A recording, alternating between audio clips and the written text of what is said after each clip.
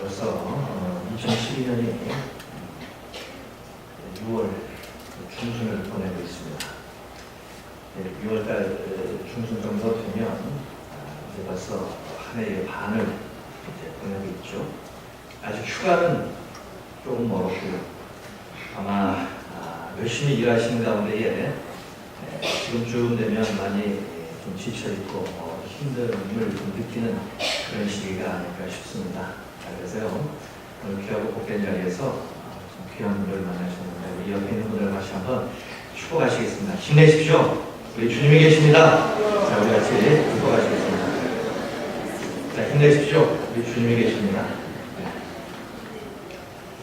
오늘 신학의 대가들이 모여서 신학의 토론을 한 그런 모임이 있었습니다.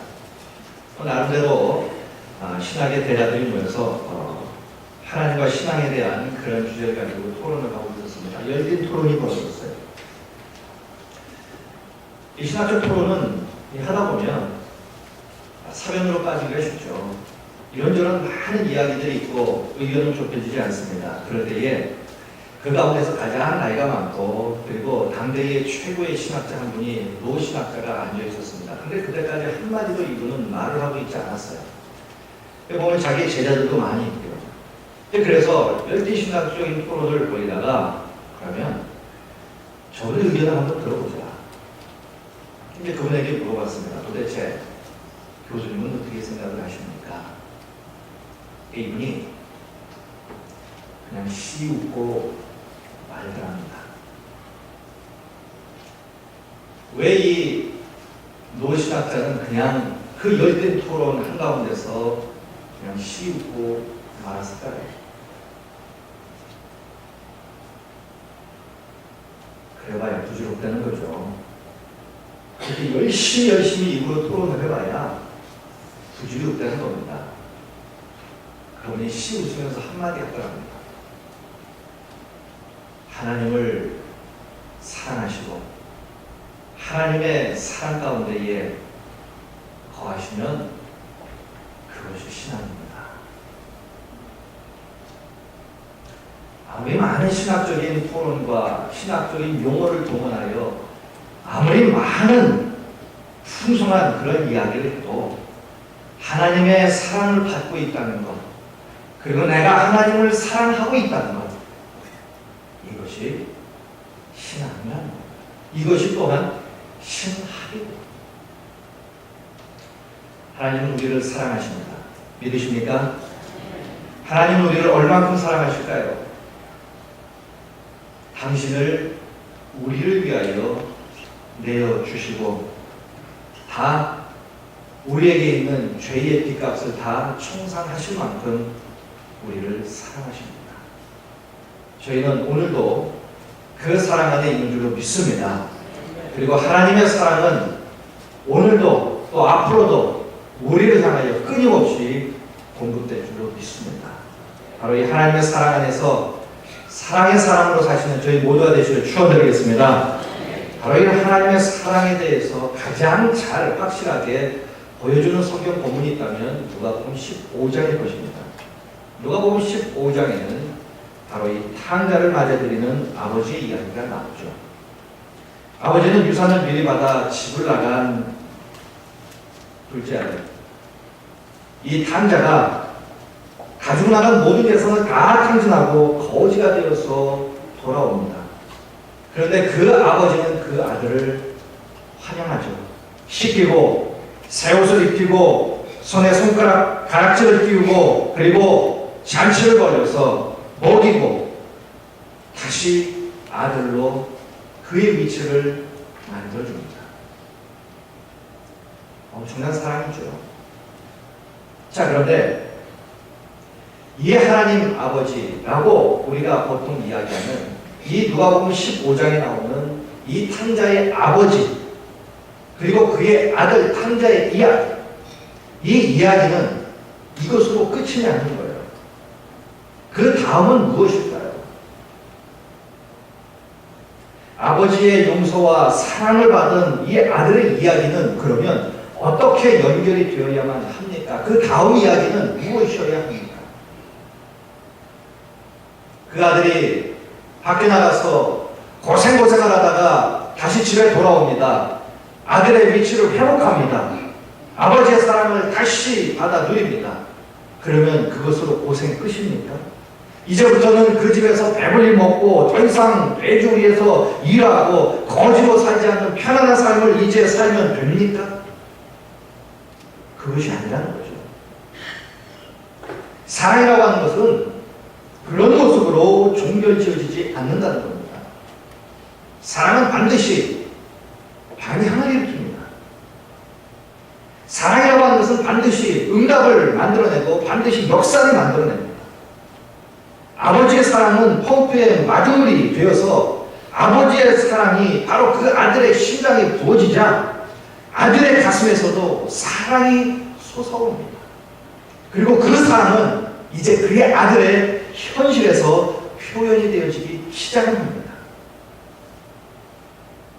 아들은 그때부터 아버지의 사랑을 확인하고 아버지의 사랑을 다시 받아 누리는 그때부터 아들의 삶은 바뀝니다. 새벽에 일어납니다. 낮에 그 뜨거운 떼약볕도 이제 더 이상 문제가 되지 않습니다. 몸의 피곤함도 흐르는 땀도 이제는 상관하지 않습니다. 아버지를 기쁘게 해드리기 위해서 품꾼들과 더불어서 새벽부터 밤늦게까지 이제 일을 합니다. 그 탕자는 이제 더 이상 탕자가 아니에요. 이제 더 이상 거지가 아닙니다. 이제 더 이상 과거에 살았던 그 아들이 아닙니다. 아들은 바뀌었습니다. 몰라보게 바뀌었고 몰라보게 강해졌습니다. 결국 이 아버지의 사랑은 이 탕자를 새 사람으로 만들었답니다. 아버지의 이 사랑의 궁극적인 목표는 아들을 새 사람이 되게 하는 그거였다는 거죠. 이처럼 사랑을 받으면 사람이 변합니다. 자식들이 속쓰릴 때 어떻게 해야 합니까? 물론 야단을 치죠. 부모님도 사람이고 감정을 가지고 있기 때문에 자녀를 야단칠 때 감정으로 야단칩니다. 심한 말을 합니다. 이러한 관계 속에서 자녀도 부모로부터 상처를 받습니다. 그런데 가만히 보십시오. 사람들이 상처를 받는 것을 보면 지나다니는 사람에게 상처받지 않습니다. 가장 가까이 있는 사람에게 상처를 받아요. 그 대표적인 사람들이 바로 가족입니다. 부모에게, 그리고 남편에게, 아내에게, 가장 가까이 있는 사람들에게 보통 상처를 많이 받습니다. 그런데 문제는 사람들은 그것을 심각하게 생각하지 않는다는 것이 문제예요. 부부이기 때문에 말을 함부로 할 수 있습니다. 그런데 그것이 상처라는 거예요. 그런데 그 상처는 바로 나의 사랑하는 사람에게 받았기 때문에 더 오래간다는 사실.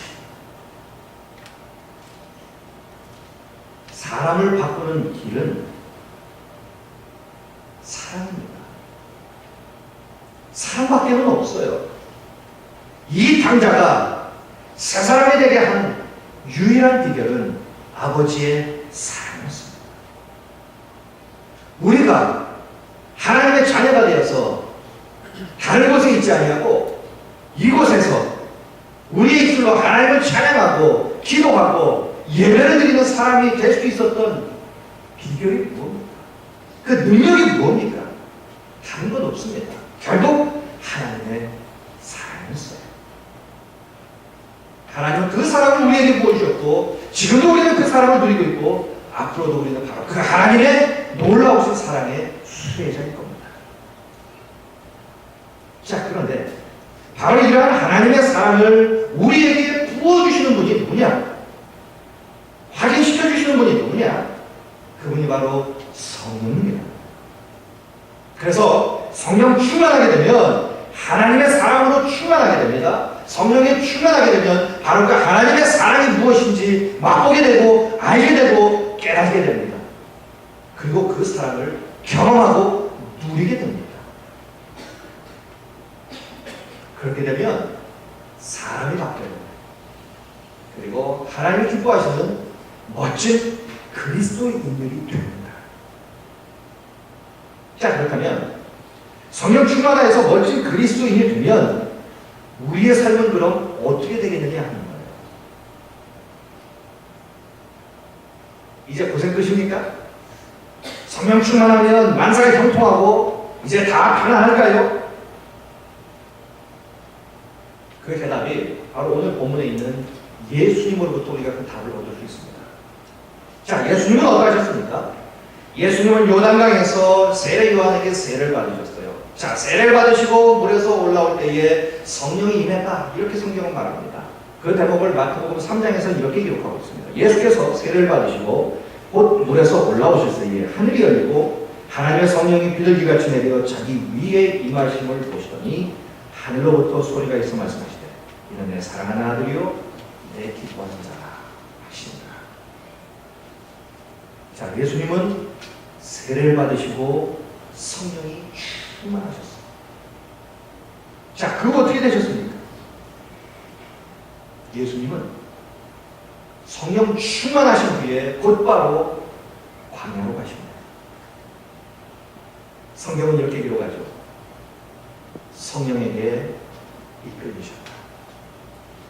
1절입니다. 오늘 보면 예수께서 성령의 충만함을 입어 요단강에서 돌아오사 광야에서 40일 동안 성령에게 이끌리셨다. 자, 오늘 이 대목에서 우리가 이 성령께서 하시는 일을 보면서 멈칫하게 됩니다. 성령님은 예수님을 성령 충만하게 하신 후에 예수님을 광야로 이끌고 가셨어요. 푸른 초장, 신화한 물가로 인도하신 것이 아닙니다. 아늑하고 편안한 곳으로 인도하지 아니하셨어요. 산의 지미가 넘치는 그러한 곳으로 인도하지 아니하셨습니다. 성령님은 예수님에게 성령의 충만함을 허락하시고 그 예수님을 광야로 이끌고 가셨어요.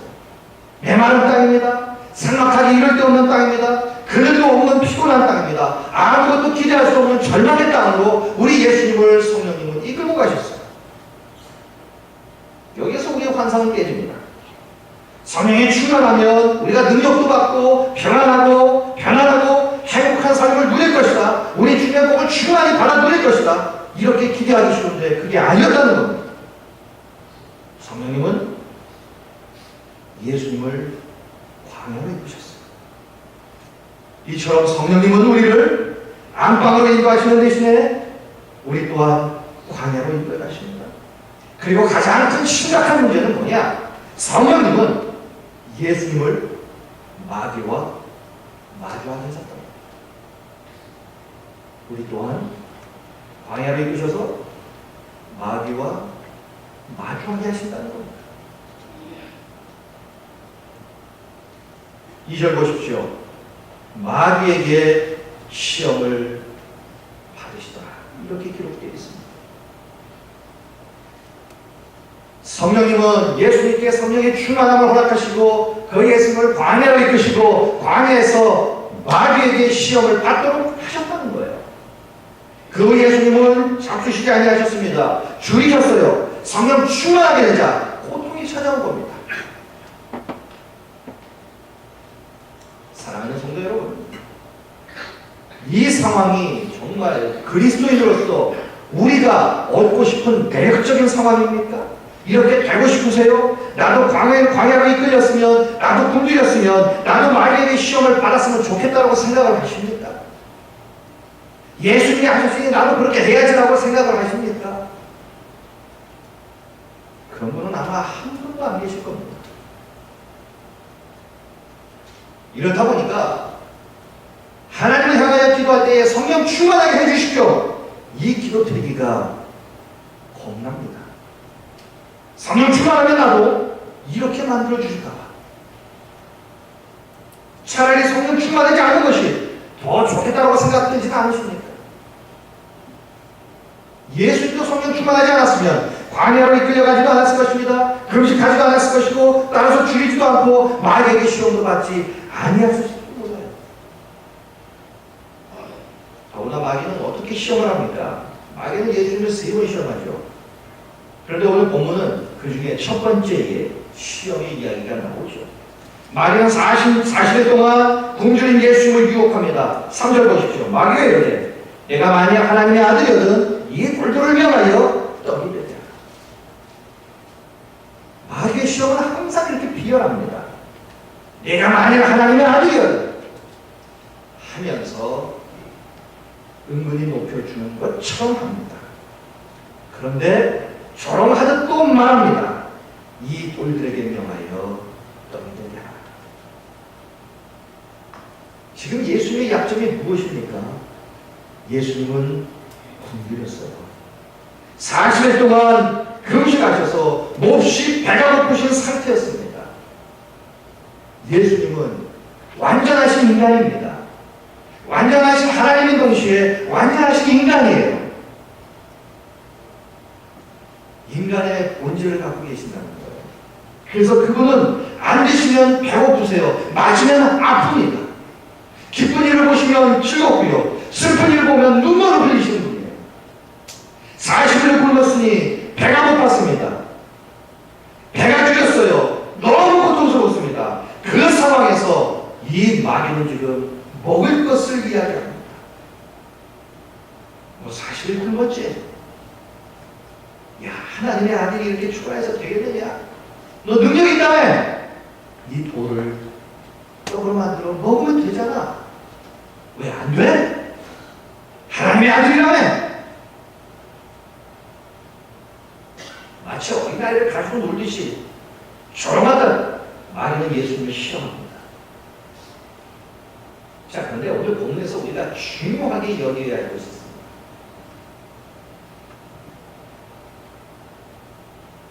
그것이 뭐냐면요. 왜 성령님이 예수님을 광야로 이끌고 가셔서 마귀에게 시험을 받게 하셨느냐 하는 것. 이 질문의 대답을 알고 가셔야 합니다. 이 질문의 대답이 오늘 설교의 핵심입니다. 왜 성령님은 예수님을 광야로 이끌어서 마귀에게 시험을 받도록 하셨냐? 괴롭히기 위함입니까? 그게 아니죠. 이 과정을 통해서 성령의 충만함을 받아 그리고 광야를 이끌어서 광야에서 줄게 하시고 그리고 그 줄인 상태에서 마귀의 시험을 받게 하신 이 과정을 통해서 오히려 예수님이야말로 온 세상의 구세주임을 선포하기 위함이었다는 거예요. 이 문제는 너무나도 중요한 문제입니다. 예수님은 죄악과 사망의 권세에서 우리를 구원하고 오신 분이에요. 그런데 우리를 멸망하게 하던 죄악이 어디에서 왔습니까? 그 배후에 마귀가 도사리고 있었지 않습니까? 인류의 첫 번째 범죄를 보십시오. 마귀가 에덴 동산에서 아담과 하와를 유혹해서 선악을 알게 하는 나무 열매를 따먹게 되었습니다. 마귀가 인간을 멸망으로 이끌었다는 거예요. 파멸로 이끌었다는 겁니다. 그리고 지금도 마귀는 사람들을 공격하여서 쓰러뜨리게 만들고 파멸하게 만듭니다. 멸망의 길로 인도합니다. 그렇기 때문에 예수님이 우리를 구원하시려면 먼저 인간을 파멸로 이끈, 멸망으로 이끈 바로 이 마귀를 멸하는 것이 우선이었다는 겁니다. 그래서 예수님이 광야에 가신 것은 예수님이 마귀를 이기는 분임을 보여주기 위함이에요. 그렇게 간교하고 강한 마귀도 예수님 앞에서 엎드려주고 도망치는 존재를 보여주기 위함입니다. 마귀가 제 아무리 강해도 감히 예수님을 대적할 수 없다는 것을 보여주기 위함이에요. 예수님을 마귀를 이기고 그 소나기에서 인류를 구원하실 분임을 보여주기 위함입니다. 이처럼 광야의 시험을 통해서 예수님이야말로 참 구세주요 승리자요 메시아임을 이 세상에 선포하기 위해서 예수님이 누구인지 예수님 당신의 존재를 입증해 보이기 위해서 우리 성령님은 예수님을 광야로 이끄십니다. 그리고 줄이게 하셨고 그곳에서 마귀의 시험을 받게 하셨습니다. 오늘 설교 제목이 나의 존재는 광야에서 입증된다. 예수님이 구원자요, 승리자요, 메시아라는 것은 광야에서 입증되었어요. 성전 안에서 입증되지 않았습니다. 집안에서 입증되지 않았어요.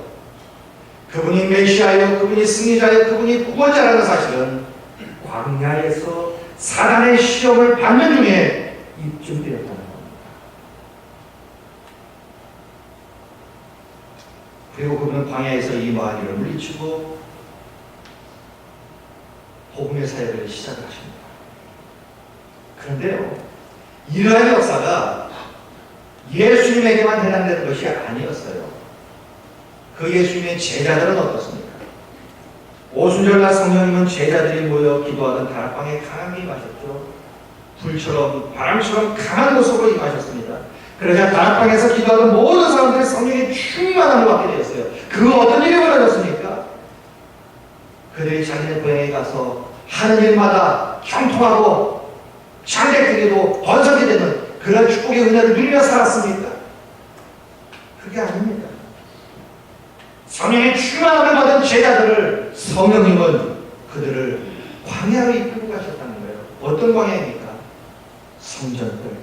많은 사람들이 앞에 있는 바로 그곳, 길거리, 바로 그곳으로 제자들을 이끌고 가셨단 말이죠. 제자들에게 있어서 사람들이 많은 광장, 그리고 예루살렘 길거리, 성전들, 이곳이 바로 제자들에게는 광야였다는 겁니다. 예수님의 광야에 마귀가 있었던 것처럼 제자들이 나간 성전들, 광장, 예루살렘 길거리에도 마귀들이 있었습니다. 그 마귀는 제사장, 서기관, 바리새인들의 모습으로 제자들 앞에 서 있었습니다. 예수님을 조롱하던 마귀는 성전들과 광장과 그리고 길거리에서 동일한 모습으로 제자들을 조롱합니다. 예수님의 제자라며? 왜 방구석에 처박혀 있지? 예수의 제자는 능력을 행한다며? 너희들은 어떠냐? 조롱합니다. 성령의 충만한 제자들은 그 광장에서, 성전들에서, 그리고 예루살렘 길거리에서 마귀와 맞섭니다. 그리고 제자들은 자신들의 존재를 성전 안이 아니라, 다락방이 아니라 바로 길거리에서, 광장에서, 성전들에서 자신들의 존재를 입증해 보입니다. 나는 예수님의 제자다. 내가 그리스도입니다. 이것을 그들은 마귀 앞에서 자신들의 존재를 입증해 보입니다. 그렇다면 우리들은 어떻습니까? 성령 충만하면 편안하고 아늑한 곳에서 하느님마다 잘 되고 행복하게 될 것이라는 그런 생각을 가지고 계십니까? 물론 그럴 수 있습니다. 그러나 그 이전에 우리 성령님은 우리에게 성령의 충만함을 주시고 우리를 데리고 가시는 곳이 있어요. 우리도 역시 광야로 데리고 가십니다. 우리도 광야가 있다는 것이에요. 길거리로 나가게 하고, 우리의 삶의 터전으로 나가게 하고, 우리의 일터로 나가게 하고, 우리의 삶의 현장으로 나가게 하십니다. 그곳에 가면 어떤 일이 벌어집니까? 예수님을 조롱했던 마귀, 제자들을 조롱했던 마귀, 예수님을 시험하고 제자들을 시험했던 마귀가 우리를 또한 기다리고 있어요. 어떠한 모습으로 기다리고 있을까요? 사람들을 통해서, 일을 통해서, 환경을 통해서 그런 마귀는 우리를 기다리고 있고 우리를 조롱하고 우리를 시험합니다.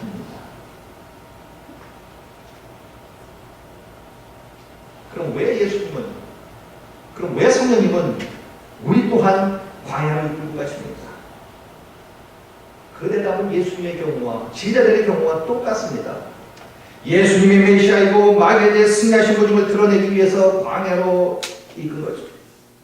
성령님 우리를 또한 강하게 단련하시기 위해서, 그리고 승리자가 되어서 승리를 맛보도록 하기 위해서, 그리고 우리 역시 우리 주님의 제자요 그리스도인임을 입증해 보이도록 하기 위해서 또한 우리를 광야로 이끄신다는 것.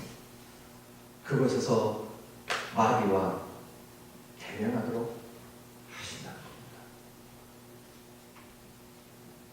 그래서 성령님은 우리에게 성령의 충만함을 부어주시길 위해 원하시고, 그리고 우리를 아래목에 그냥 두지 아니하십니다. 온 시간에 그대로 방치해두지 않습니다. 성령 충만한 사람은 누구나 길거리로 달려나가고, 그리고 성령 충만한 사람은 하나님께서 주시는 우리의 삶의 현장에서 우리가 하나님의 자녀요 그리스도임을 입증해 보이며 살도록 하신다는 거예요. 그래서 성령 충만한 사람의 특징이 있습니다. 이 사람들은 편한 곳에 머물러 있지 않는다는 거예요. 성령 충만하면 조용히 그냥 예루살렘에 앉아있지 못합니다. 성령 충만하면 예루살렘을 넘어 유다로 갑니다. 유다를 넘어 사마리아로 갑니다. 사마리아를 넘어 땅끝까지 가게 되는 겁니다.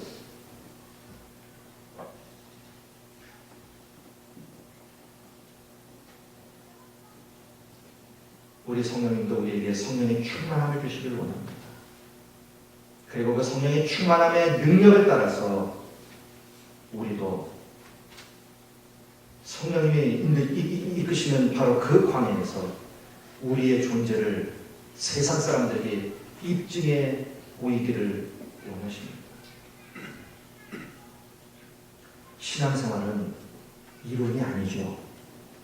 신앙생활은 실전입니다. 성령 충만한 사람은 그래서 실전에 강합니다. 운전면허를 따려면 필기시험을 봐야 합니다. 필기시험을 100점 맞아도요, 실기시험에 떨어지면 그 사람은 운전면허를 딸 수 없어요. 그 사람이 운전을 잘하고 못하고는 어디에서 판단이 납니까? 실기에 틀립니다.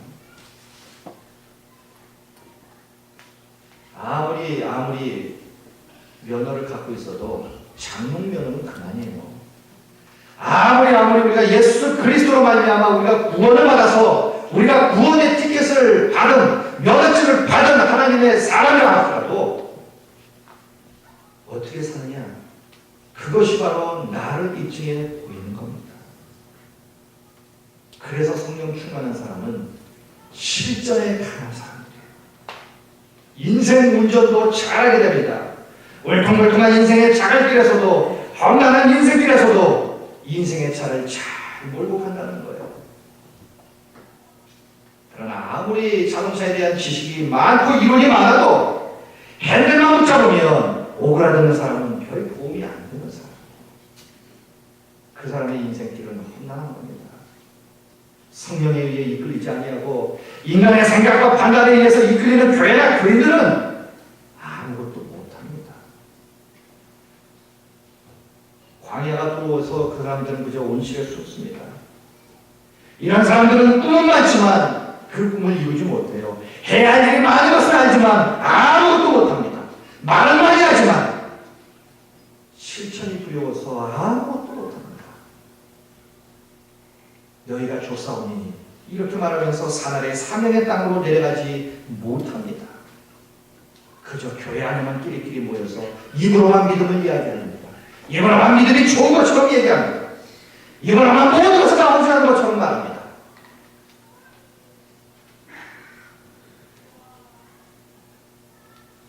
가만히 보면 교회들과 교인들이 바로 이 병에 걸려있지 않나 싶어요.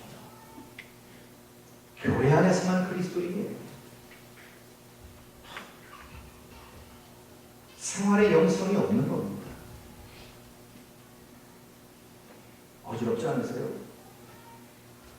너무 이 교회 안의 삶과 나머지 6일의 삶이 너무 다르기 때문에 어지럽지 않으십니까? 놀이공원 가면 놀이기구를 타는 것처럼 올라갔다 내려갔다 너무 어지럽지 않으십니까? 너무 삶의 괴리를 느끼시는 분 아니십니까? 이런 삶을 사시면 마음에 진문이 옵니다. 나는 누군가? 도대체 나는 뭐하는 사람인가? 나는 그리스도인가? 나는 세상 사람인가? 이런 괴리감이 우리를 힘들게 합니다. 세상 사람들처럼 마음 편히 세상에서 그렇게 살지도 못하고 그리스도인으로서 마음껏 믿음의 삶을 살지도 못하고 항상 중간에서 이곳도 아니고 저곳도 아니고 우리는 그러지 않습니까? 우리의 존재는 교회 안에서 우리의 입술로 증명되는 것이 아니에요. 하나님이 나에게 주시는 나의 삶의 현장에서 내가 그리스도인이 나의 존재가 입증되는 것. 예수님은 평안한 거실에서 당신이 메시아임을, 승리자임을, 구원자임을 입증하지 않았어요. 제자들은 다락방에 문을 꾹꾹 걸어 잠그고 그곳에서 우리가 예수님의 제자라고 그들의 존재를 입증해 보이지 않았단 말이에요. 그들은 그 문을 박차고 나가서 길거리에서, 광장에서, 성전들에서 예수님이 이끄시는 그 어디든 그 현장에서 자신들의 예수님의 제자임을 그들은 입증해 보이며 살았어요. 우리가 하나님의 이 엄청난 사랑을 받고 그 은혜를 받아 누리며 사는 이유가 무엇입니까? 하나님 도대체 우리를 통하여 무엇을 하시기를 원하실까요? 나는 하나님 앞에 어떠한 모습으로 살아야 합니까?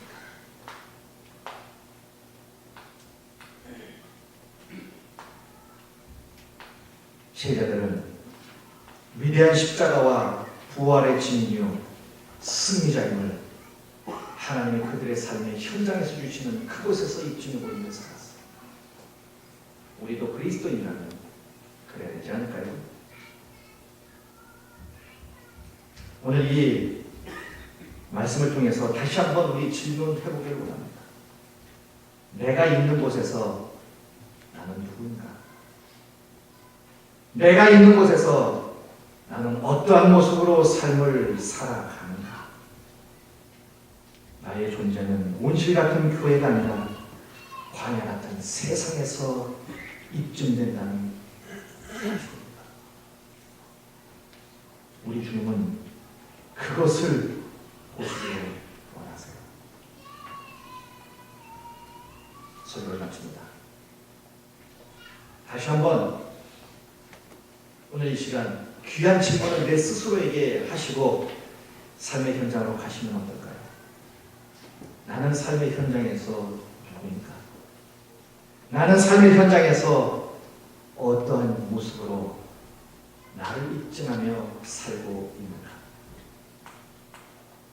이 질문이, 그리고 이 질문에 대한 정직한 답이 분명 우리의 삶을 획기적으로 바꿔놓는 놀라운 역사가 있을 것입니다.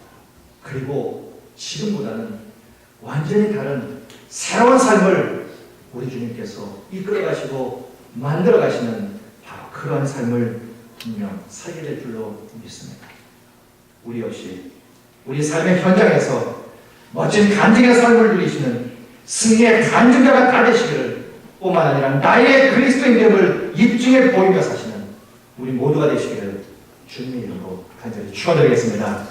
기도하시겠습니다.